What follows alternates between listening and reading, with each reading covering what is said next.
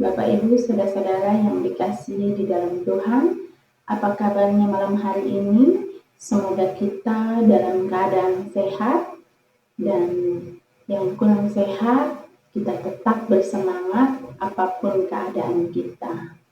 Bapak, Ibu, saudara-saudara yang dikasihi di dalam Tuhan, pada malam hari ini saya akan membawakan kita tentang renungan singkat edisi bulan Januari 2026, puji nama Tuhan mengawali tahun 2026. Kita dapat bersama-sama kembali untuk mendengarkan renungan firman Tuhan di kanal YouTube GKS Aktif. Bapak, Ibu, saudaraku yang dikasihi dalam Tuhan, malam ini saya rindu berbagi untuk kita renungan dengan tema puasa yang membaharui hati. Bapak, Ibu, sudah tidak asing bagi kita seringkali mendengar apa itu puasa. Nah, Bapak, Ibu, saudara yang dikasihi dalam Tuhan, puasa bagi kita adalah kita pahami sebagai waktu untuk menahan diri, menahan dari rasa lapar, menahan keinginan dan hal-hal tertentu. Bapak, Ibu, malam hari ini firman Tuhan menyapa kita dari ayat Injil Matius pasal 9 ayat 14 sampai 15 sebagai dasar renungan kita pada malam hari ini.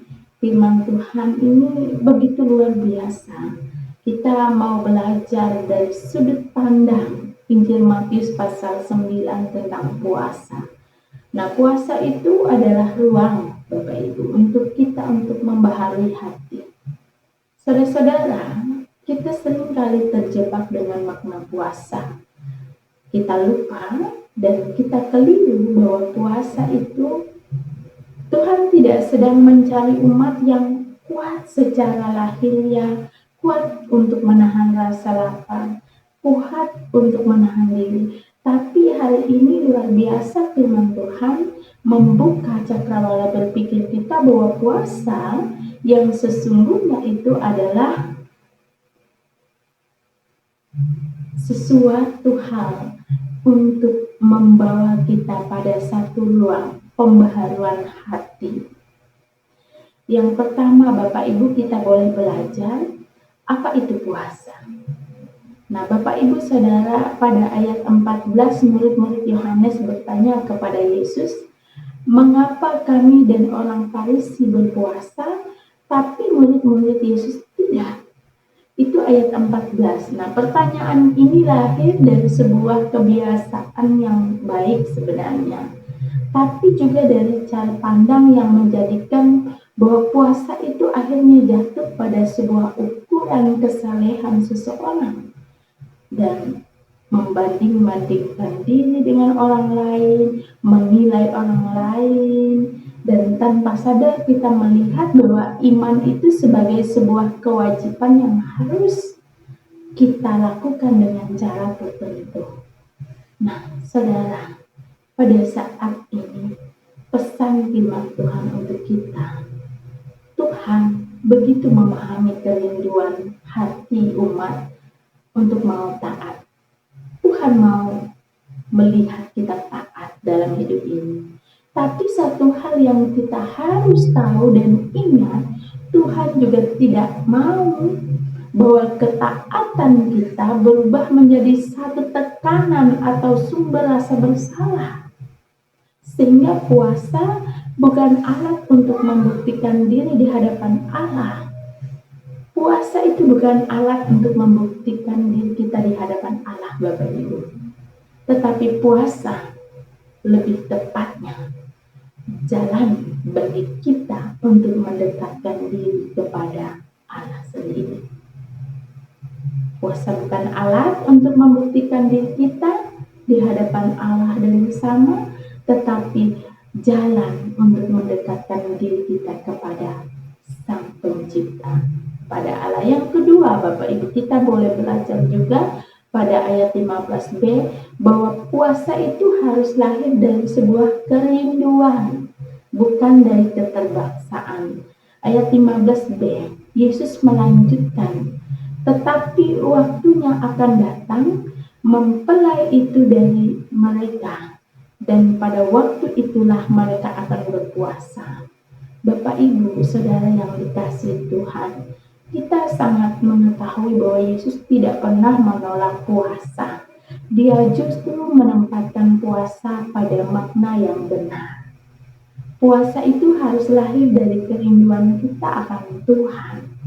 Nah, ketika Yesus tidak lagi hadir secara fisik bersama dengan kita, dengan para murid pada saat itu, itulah ungkapan cinta, pengharapan para murid kepada Allah. Jadi pesan penting bagi kita lewat renungan malam hari ini, poin yang kedua adalah bahwa puasa yang sejati bukan soal seberapa lama kita dapat menahan diri, bukan seberapa kuat kita untuk menahan rasa lapar, tetapi seberapa dalam hati kita merindukan Tuhan. Seberapa dalam hati kita untuk merindukan Tuhan.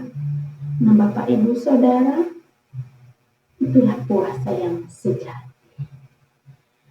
Bapak, Ibu, biarlah firman Tuhan malam hari ini kiranya dapat menguatkan kita, meneguhkan kita, dan kita dapat melaksanakan ibadah puasa kita sebagai orang-orang percaya, bukan hanya sebagai tameng bahwa kita itu mampu untuk melakukan puasa setiap hari. Nah, Bapak, Ibu yang dikasihi dalam Tuhan, malam hari ini kiranya kita juga dapat melakukannya dengan kerinduan kita kepada Allah. Datanglah kepada Allah apa adanya. Biarlah puasa kita menjadi waktu di mana hati kita dibaharui, iman kita diteguhkan, dan relasi kita dengan Tuhan semakin erat, semakin dekat. Tuhan Yesus memberkati kita. Amin. Mari kita berdoa. Bapa di dalam kerajaan surga, terima kasih malam hari ini lewat firman-Mu, kiranya meneguhkan kami untuk mengetahui apa itu puasa. Firman-Mu malam hari ini juga memberikan kami satu kekuatan bahwa ketika kami melaksanakan puasa, kami tidak hanya memandang bahwa kekuatan kami, seberapa hebat kami dalam menjalankan puasa, untuk melaksanakan ibadah puasa dan menahan rasa lapar kami, tetapi seberapa dalam rasa rindu kami, kasih cinta kami kepada Tuhan sebagai bukti bahwa kami adalah anak-anak yang mengasihi Tuhan. Tuhan, biarlah firman Tuhan Engkau menerangkan dalam hati dan pikiran kami. Terpujilah nama-Mu Tuhan. Di dalam nama anak-Mu Yesus Kristus kami berdoa dan bersyukur. Amin. Salam, Tuhan Yesus memberkati kita.